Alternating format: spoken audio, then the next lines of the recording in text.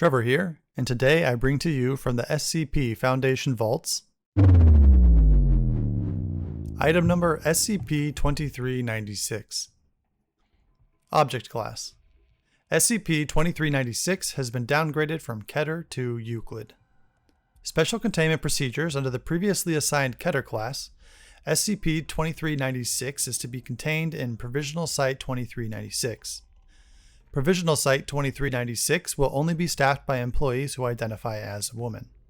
Until a method of neutralizing SCP-2396's effect can be found, there will be no attempt to move it from the site. SCP-2396 is to be given a single liter of glucose syrup a day. All male identifying civilians found within a 6-kilometer radius around Provisional Site 2396 are to be detained and screened for contact with SCP-2396-A. Any civilian found to be compromised is to be terminated before becoming an instance of SCP-2396-B. All SCP-2396-B instances encountered in the wild are to be terminated. Due to SCP-2396's current location, all terminated individuals are to be given a standard Lost Hiker cover story. Any civilians who witness an instance of SCP-2396-B are to be administered a Class B amnestic. SCP-2396-A instances are to be incinerated immediately. All areas in a 6-kilometer radius around Provisional Site 2396 are to be closely monitored at all times for SCP-2396-A instances by Containment Task Force Lambda-6, also known as the Girly Girls. If an instance of SCP-2396-B is located, Containment Task Force Lambda-6 is to be called in to enact termination procedures. As with Provisional Site 2396, Containment Task Force Lambda-6 is to be staffed only with Task Force operatives who identify as a woman. All containment efforts are to be oriented towards finding a way to neutralize SCP-2396's area of effect to facilitate containment. Special Containment Procedures under the currently assigned Euclid class. SCP-2396 is to be housed in a standard humanoid containment cell in the low security wing of Site-19. Daily, SCP-2396 is to be given a single liter of liquid sucralose it believes to be sugar. For ease of containment, only staff that identify as a woman can interact with SCP-2396 in any capacity. No other precautions are necessary. Description: SCP-2396 is a female humanoid approximately 2.5 meters tall, weighing 101 kilograms. SCP-2396 is identical to a baseline female human in appearance, with the exception of a naturally occurring pink hair and irises. The words Miss Sweetie from Little Misters, a registered trademark of Dr. Wondertainment, are tattooed along the outside of SCP-2396's left thigh. When denied sugar or any food item containing sugar, SCP-2396 claims to undergo great pain, necessitating a constant supply of sugar or food items identified as such.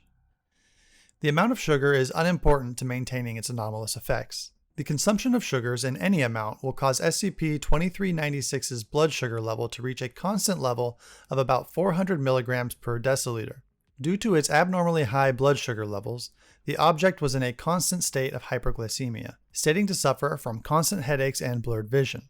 Despite its consumption of food, SCP-2396 does not exhibit any excretory bodily functions or changes in weight. While SCP-2396 is fueled with sugar, any male individual who is not currently an SCP-2396-B instance coming within 5 yards of her express a strong desire to leave and get as far away from SCP-2396 as possible. Male identifying individuals brought in direct contact with SCP-2396 undergo symptoms similar to a diabetic coma. The object claims that this is to, quote, keep nasty brothers and their friends away. SCP-2396-A instances are small objects comprised of simple sugars that resemble assorted colors of hard candy. SCP-2396 instances appear anywhere within a 6-kilometer radius of SCP-2396's current location, with a greater density appearing in areas known to contain human traffic. Due to their size and large area of SCP-2396's area of effect, placement and amount of SCP-2396-A is uncertain. The production of SCP-2396-A is known to increase when SCP-2396 undergoes stress. While SCP-2396-A objects are harmless when touched or ingested by female identifying humans, male identifying humans undergo a gradual transformation to an instance of SCP-2396-B. Transformation into an instance of SCP-2396-B is marked by an increase in blood sugar levels, sometimes exceeding 600 mg per deciliter. Due to this, many who come in contact with SCP-2396 are immobilized immediately by the rapid increase in blood sugar. Over a period of up to 12 hours, the individual's flesh, fluids, and bone are through an unknown process converted into hard candy, which replicates and molds the body, causing the individual to become an instance of SCP-2396-B. SCP-2396-B instances take the form of large humanoid constructs and, rarely, unicorns. Once an SCP-2396-B entity has been fully converted, it will make way towards SCP-2396 and attempt to breach its containment. SCP-2396-B entities show a strong resistance towards blunt force trauma and exhibit abnormal strength. SCP-2396-B entities will attack any male-identifying individuals in their line of sight.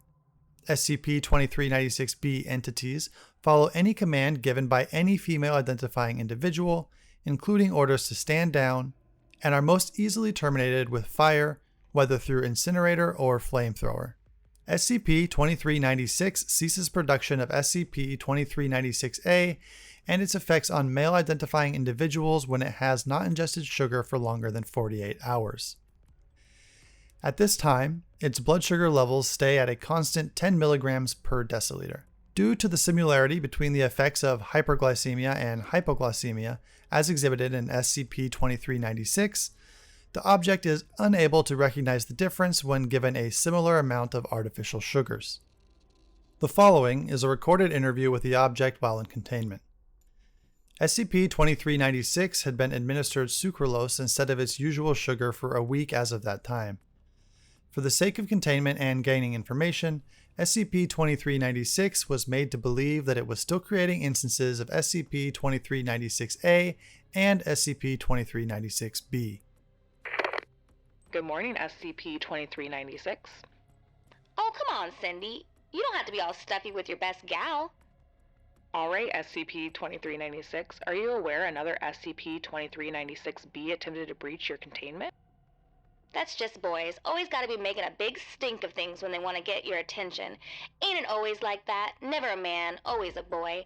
Always beating up their friends when they think they're getting too close. A man's always gotta have his hands busy or else they're gonna be in the air.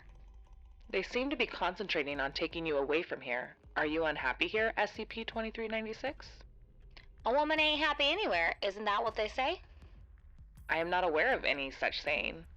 It should be one. I don't know, Lucy. I think it's because every gal wants a big, strong lug to sweep her off her feet. And these are sweet boys deep down, even if they are sticky. I'm sure they'd sweep you off your feet too if you girls asked. Then what about the instances that resemble unicorns? Don't you just love unicorns? All little girls love unicorns. You can eat them too when you get bored. Little girls get bored. It's good to have boys and unicorns you can eat when you're finished. Isn't that a little reductive? Look, Toots, I'm a girl's toy, and it's a man's world. What do you want from me? Is that why you repel men? Because you're a girl's toy? Dr. W didn't like it when boys break their sisters' toys. Told me it was damn near the worst thing in the world. And they can't break me. They can't even come near me.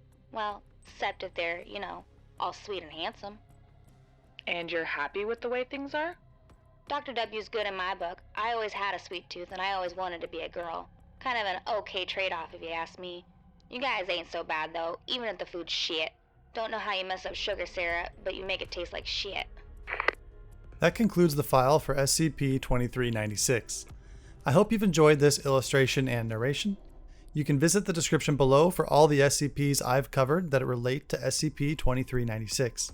If you have an SCP or a short story that you'd like to see narrated and illustrated, let me know in the comments. You can find me streaming live on Twitch and posting more art to my Instagram and Twitter. Links are below. Thanks for hitting that like and subscribe button, and I'll see you next time.